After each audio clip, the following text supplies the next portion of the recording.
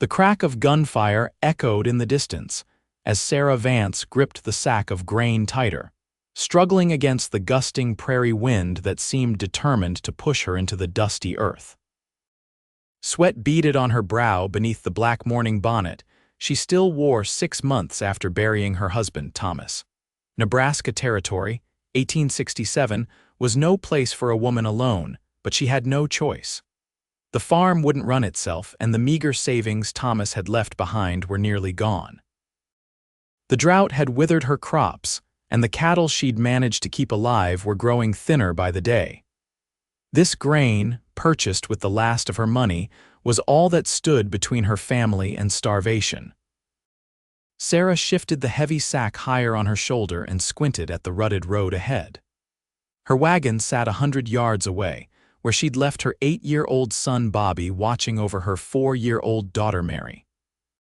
The general store had been too crowded to bring the children inside, and she'd promised to hurry. The weight of the grain pulled at her shoulders, and she stumbled on a loose stone. For a moment, she fought to regain her balance, but the heavy sack shifted, and she felt herself falling. "Whoa there!" Strong hands caught her before she hit the ground. The grain sack tumbled from her grasp, but didn't split open, landing with a heavy thud in the dirt. Sarah looked up into the bluest eyes she'd ever seen, set in a sun-weathered face beneath a battered brown hat. The man's expression was concerned, his grip on her arm steady but gentle. "You all right, madam?" he asked, helping her regain her footing. "Yes, thank you," Sarah replied, embarrassed by her clumsiness.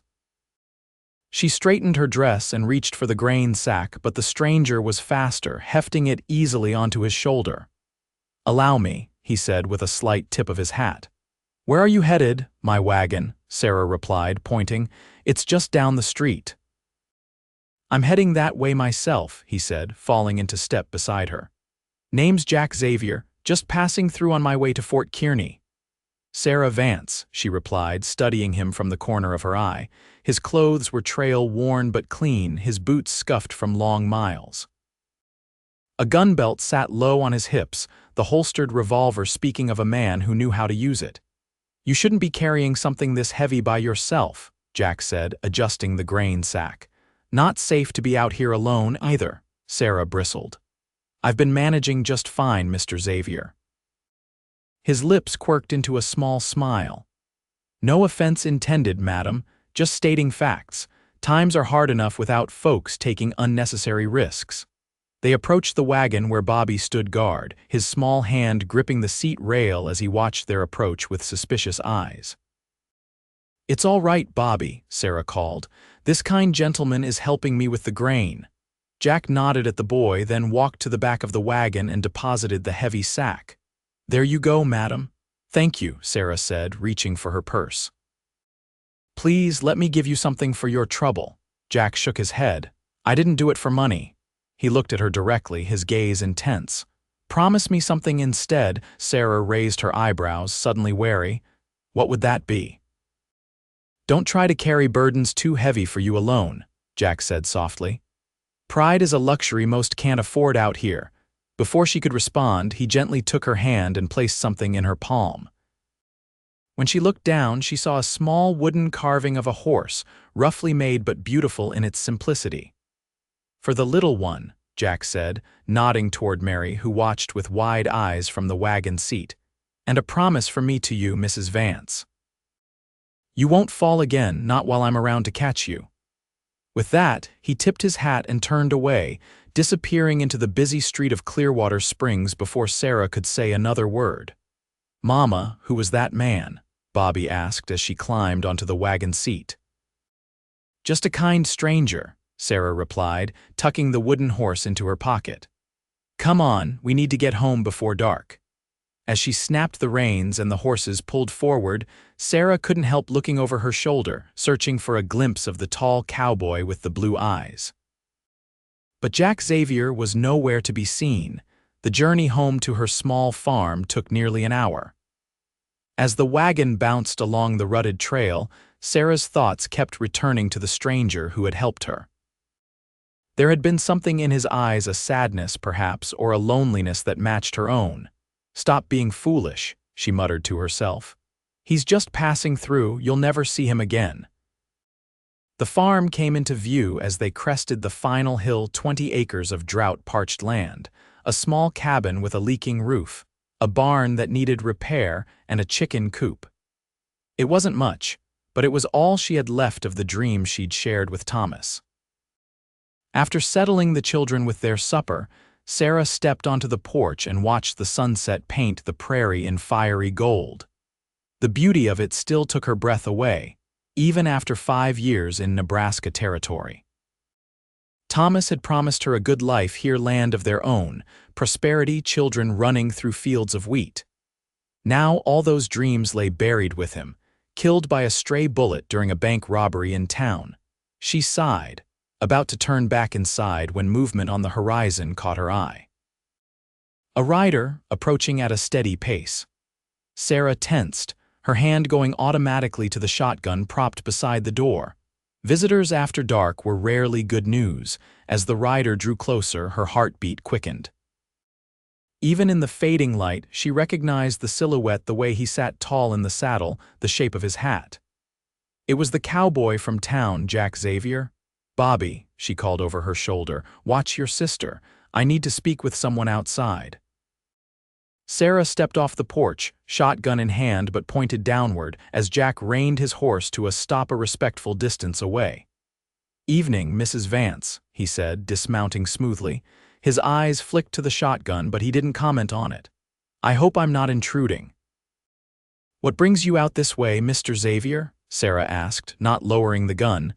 "I thought you were heading to Fort Kearney."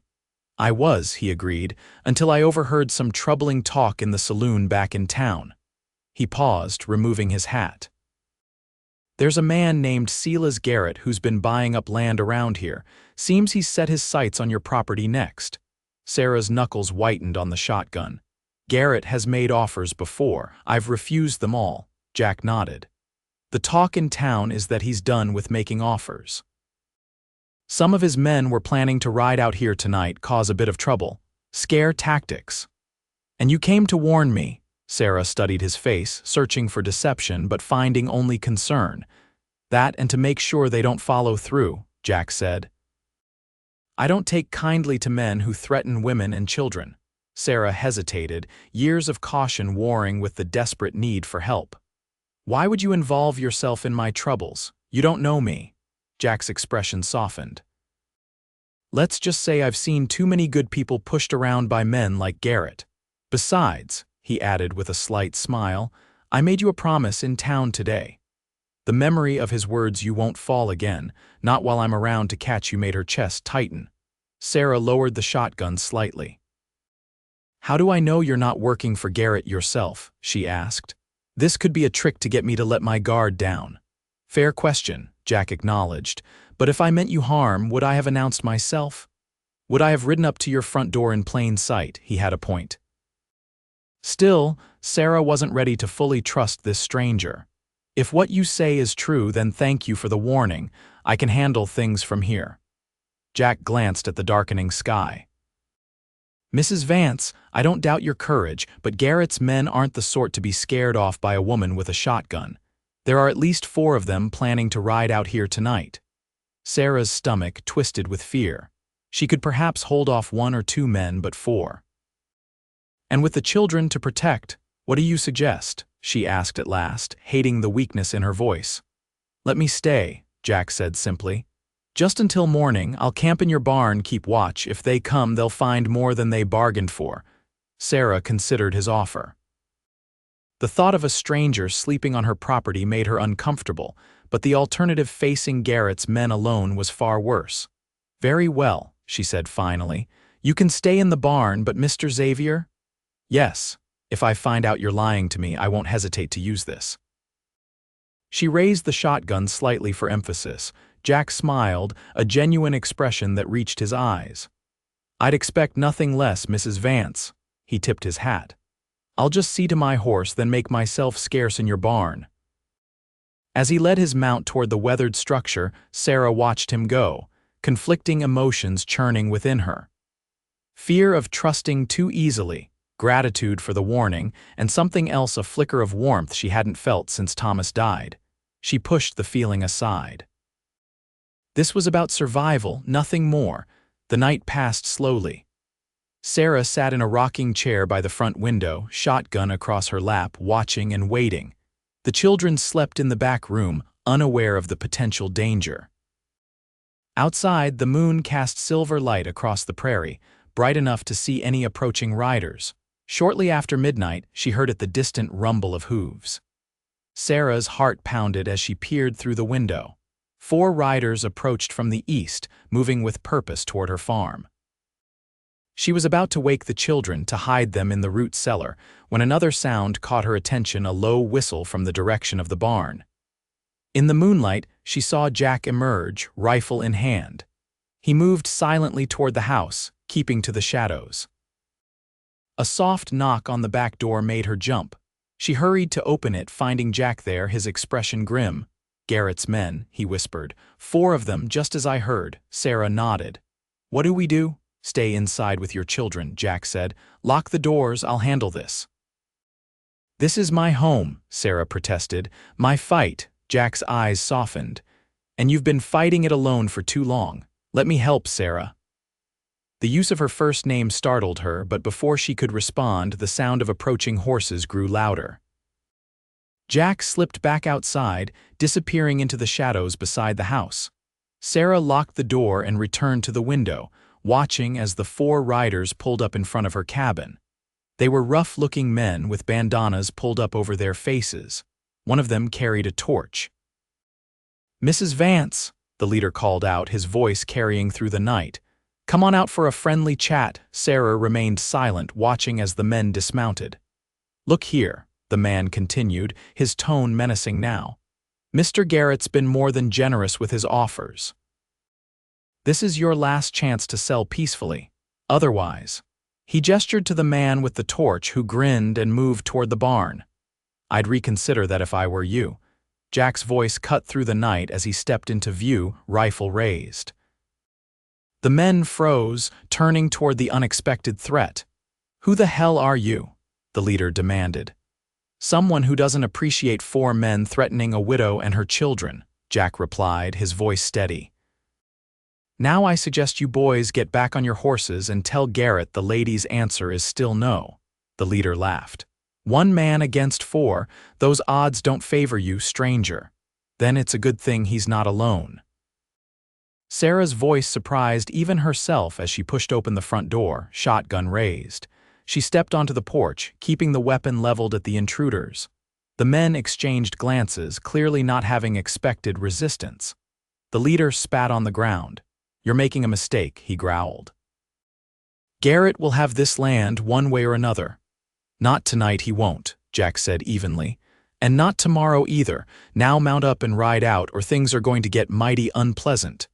For a tense moment, Sarah thought the men would attack anyway. Then the leader cursed, signaling to his companions. They remounted their horses, the leader pointing a finger at Sarah. "This ain't over," he threatened. "Not by a long shot." "It is for tonight," Jack replied. "And if you're smart, you won't come back." The men rode off, their curses fading into the night. Sarah's legs nearly buckled with relief as she lowered the shotgun. Jack kept his rifle trained on the retreating riders until they disappeared over the ridge. "You think they'll be back?" Sarah asked as Jack approached the porch. "Not tonight," he answered, his expression somber. "But Garrett doesn't sound like the type to give up easily."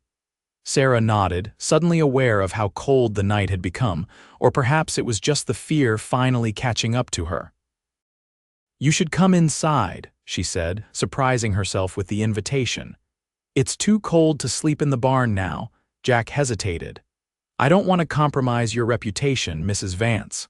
Sarah almost smiled at his concern for propriety in the midst of everything else. "I think my reputation will survive. Besides, there's a perfectly respectable chair you can sleep in by the fire." She paused. "And after what just happened, I think you can call me Sarah." The next morning dawned clear and bright. Sarah woke to the smell of coffee brewing and the sound of quiet conversation. She dressed quickly and emerged from her bedroom to find Jack sitting at her kitchen table with Bobby and Mary. He was showing Bobby how to whittle, carefully guiding the boy's hands with the small knife while Mary clutched the wooden horse he'd given her yesterday. "Mama," Mary exclaimed, "Mr. Jack says he can teach me to ride a real horse someday." Sarah raised an eyebrow at Jack, who had the grace to look apologetic. "I hope I didn't overstep," he said, standing as she entered. "We'll discuss it later," Sarah replied, though without real anger. The sight of her children smiling and animated was too precious to spoil. It had been months since she'd seen Bobby so engaged, talking eagerly about horses and cattle and all the things a boy his age should be interested in. After breakfast, Jack insisted on helping with the chores. Sarah watched from the porch as he repaired a broken fence post, his movements efficient and skilled. The children followed him like eager puppies, Bobby attempting to mimic his every move, Mary offering small stones and twigs as tools. "You're good with them," Sarah said when Jack returned to the house for water. He shrugged, a faint color rising in his tanned cheeks. "Kids are usually good judges of character. I figure if they like me, I must be doing something right." Sarah smiled, but it faded quickly. "Mr. Xavier, Jack, I want to thank you for what you did last night, but I need to know. Why are you really here? What made you follow me home from town?" Jack set down the water dipper and met her gaze directly. "Truth is, I wasn't planning to. I was just passing through like I said. But then I saw you in town, struggling with that grain sack and something." He paused, searching for words. "Something just felt right about helping you. Then when I heard those men in the saloon talking about running you off your land, well, I couldn't just ride away. So it's just chivalry." Sarah asked, not entirely believing it. Jack's blue eyes held hers. "Maybe at first, but now that I've met you, seen how brave you are, how determined, it feels like more than that." The honesty in his voice made Sarah's heart beat faster. She looked away, suddenly flustered. "I should check on the children," she murmured, turning to go. "Sarah," Jack called softly, stopping her. "I meant what I said yesterday. You won't fall again, not if I can help it." She nodded, not trusting herself to speak, and hurried outside where the children were attempting to feed the chickens. Throughout the day, Sarah found herself watching Jack as he worked around her farm, making repairs she'd been unable to manage alone. He moved with confidence and purpose, stopping occasionally to explain something to Bobby or lift Mary onto his shoulders to reach an apple from the lone tree in the yard. It was only when he prepared to leave that evening that panic gripped her heart. "What if Garrett's men returned once Jack was gone, will you?" Sarah hesitated, hating to ask for help but knowing she needed it. "Would you consider staying another night, just in case they come back?" Relief washed over Jack's face. "I was hoping you'd ask. I didn't want to leave you and the children unprotected." "Just until we figure out what to do about Garrett," Sarah clarified, though she knew there was more to it than that. Jack nodded, understanding in his eyes. "Just until then." One night turned into two, then a week. Jack slept on a bedroll by the fireplace, worked the farm during the day, and taught Bobby how to ride the old plow horse in the evenings. No one from town came to bother them, but Sarah knew it was only a matter of time before Garrett made another move. On the 8th day, Jack rode into town for supplies. He returned with groceries, ammunition, and news. "Garrett's bringing in more men," he told Sarah as they sat on the porch after the children were asleep. "Word is, he's planning something big." Sarah clutched her coffee cup tighter. "What can we do? I can't just give up this land, it's all we have." Jack was quiet for a moment, gazing out at the darkened prairie. "There's law in this territory, Sarah, not much, but some. I'm thinking we should ride to Fort Kearney, speak to the federal marshal there. If Garrett's been intimidating other homesteaders too, the marshal might take an interest." "Leave the farm," Sarah shook her head. "He could burn it to the ground while we're gone." "We'd take the children with us," Jack said, "and anything valuable, better to lose some property than your lives." Sarah knew he was right, but the thought of abandoning her home, even temporarily, filled her with dread. This land was all she had left of Thomas, all the security her children could count on. I need to think about it, she said at last. That night, Sarah couldn't sleep. She paced her small bedroom, weighing her options. Eventually, she slipped out to the main room where Jack lay sleeping. In the faint moonlight filtering through the window, she could see his face, relaxed in slumber, younger-looking without the careful guard he kept during waking hours. As if sensing her presence, Jack's eyes opened. He sat up immediately, reaching for his gun. "It's just me," Sarah whispered. "Everything all right?" he asked, voice rough with sleep. Sarah sat in the rocking chair near his bedroll. "No," she admitted. "Nothing's been right since Thomas died. I've been trying so hard to hold everything together, to be strong for the children, but I'm failing, Jack. I can't do this alone anymore." Jack moved to kneel beside her chair. "You're not failing, Sarah. You're the strongest person I've ever met, and you're not alone, not anymore." In the darkness, it was easier to speak her fears. "What happens when you leave? You said yourself you were just passing through." His hand found hers, warm and calloused. "Plans change, people change." He paused. "I've changed since I met you." Sarah's heart hammered in her chest.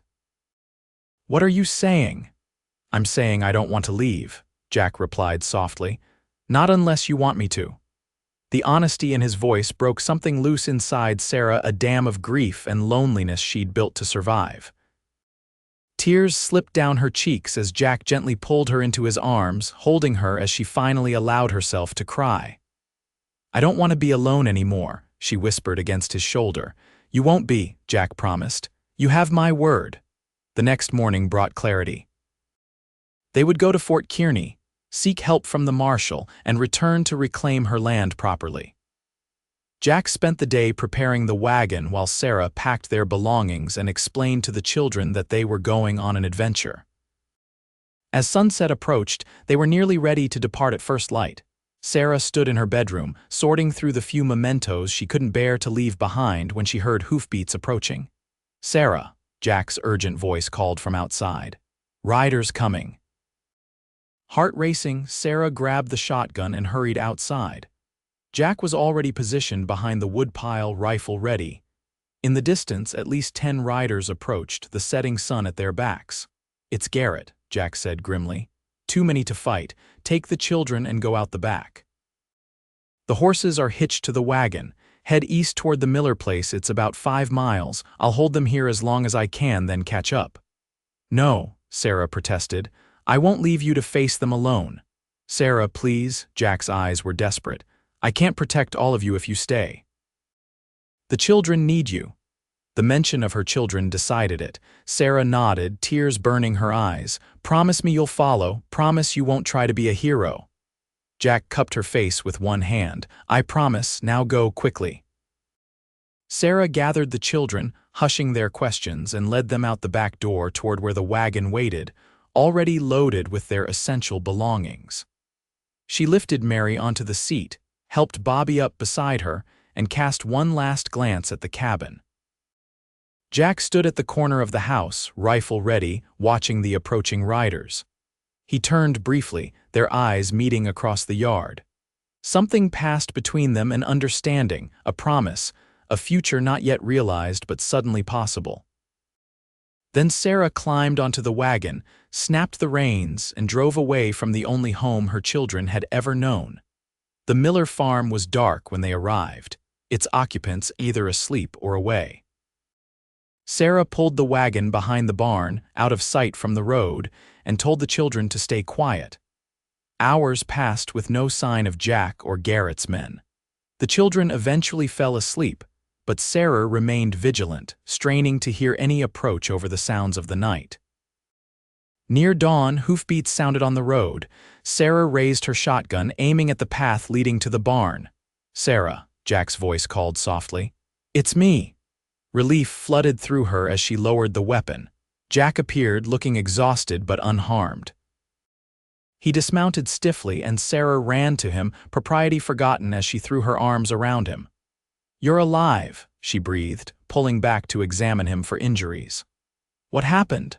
"Garrett wasn't expecting resistance," Jack explained, keeping his voice low to avoid waking the children. "When I started shooting, they scattered. I made sure they saw me ride west away from you before doubling back." "Did they burn the cabin?" Sarah asked, dreading the answer. "No," Jack said, surprising her. "They searched it but left it standing. I think Garrett still wants the land intact." Sarah sagged against him in relief. "What do we do now?" "We stick to the plan," Jack said firmly. "Fort Kearney, the marshal, legal protection, it's our best chance." The journey to Fort Kearney took 3 days. They traveled cautiously, avoiding the main roads, camping under the stars. Despite the circumstances, there was a strange joy in those days sitting around the campfire telling stories, watching the children's faces light up at the sight of buffalo in the distance, falling asleep knowing Jack was keeping watch. On the 3rd night, after the children were asleep, Sarah found herself sitting beside Jack at the campfire. The prairie stretched around them, vast and peaceful beneath a canopy of stars. "I never thought I could feel this way again," Sarah admitted softly. "After Thomas died, I thought that part of my life was over." Jack's hand found hers in the firelight. "I've been alone most of my life," he said, "drifting from place to place, never staying long enough to put down roots." He paused, looking into her eyes. "Until I saw you in town that day, struggling with that grain sack." Sarah felt her cheeks warm. "Not my finest moment." "It was for me," Jack replied, his voice serious now. "When I caught you, something changed. I can't explain it, but suddenly the thought of just riding on seemed impossible." Sarah's heart hammered in her chest. "Jack, what are you saying?" He turned to face her fully, taking both her hands in his. "I'm saying that I love you, Sarah Vance. I know it's too soon, that you're still grieving, that we've only known each other a short time. But I've never been more certain of anything in my life." Tears filled Sarah's eyes, not tears of grief this time, but of something else, hope, possibility, a future she hadn't dared imagine. "I thought I was betraying Thomas by having these feelings," she whispered, "but now I think he would want me to be happy, to find someone who would care for us." "Is that what you want?" Jack asked, his voice low and urgent. "Because if it is, I swear to you, Sarah, I will spend the rest of my life making sure you and those children never want for anything. I will protect you, provide for you, love you with everything I am." In answer, Sarah leaned forward and pressed her lips to his. The kiss was gentle at first, then deepening with all the emotions they'd held back. When they finally broke apart, both were breathing hard. "I take that as a yes?" Jack asked, a smile playing at his lips. "Yes," Sarah whispered. "Yes to all of it." Fort Kearney brought unexpected allies. The federal marshal, a stern man named Williams, had already been gathering evidence against Garrett for similar threats against other homesteaders. With Jack and Sarah's testimony, he had enough to act. A week later, they returned to Sarah's farm with Marshal Williams and 4 deputies. Garrett and his men were arrested when they came to confront them, charged with intimidation, trespassing, and attempted arson. Standing on her porch as the men were led away, Sarah felt a weight lift from her shoulders. Beside her, Jack's arm wrapped around her waist, steady and sure. "It's really over," she said, hardly believing it. "This part is," Jack agreed, "but I'm hoping what's between us is just beginning." That evening, after the children were asleep, Jack took Sarah's hand and led her outside. The prairie was bathed in moonlight, the air sweet with the scent of wildflowers. "I have something to ask you," Jack said, suddenly looking nervous. "I know it hasn't been long, and if you think it's too soon, I understand. But Sarah, I don't want to waste another day without you knowing exactly how I feel." He dropped to one knee, pulling a small object from his pocket. It wasn't a ring, they were too far from town for such luxuries, but another carved wooden horse, this one attached to a simple leather cord. "Sarah Vance, would you do me the honor of becoming my wife? I can't offer you riches or an easy life, but I can promise you'll never have to face the hard times alone again." Tears spilled down Sarah's cheeks as she looked at this man who had appeared in her life when she needed him most. "Yes," she whispered, dropping to her knees to face him. "Yes, Jack Xavier, I will marry you." He slipped the leather cord around her neck, the wooden horse resting against her heart. "I promised you wouldn't fall again," he said softly, "and I meant it in every way possible." 6 months later, the farm had transformed. With Jack's hard work and knowledge, the fields were planted, the barn repaired, and a small herd of cattle grazed on the north pasture. The cabin had a new roof and an additional room for the children. On a perfect autumn day, under an arch of twisted prairie branches, Sarah and Jack exchanged vows before a small gathering of neighbors and friends. Bobby stood proudly at Jack's side, while Mary scattered wildflower petals along the path. As they spoke their promises to each other, Sarah wore the wooden horse around her neck, a reminder of their first meeting and the promise that had changed everything. That night, after the celebrations were over and the children were asleep in their new room, Sarah and Jack stood on the porch, looking out at the land that was now truly their home. "Happy?" Jack asked, his arms wrapped around her from behind. "More than I ever thought possible," Sarah replied, leaning back against his chest.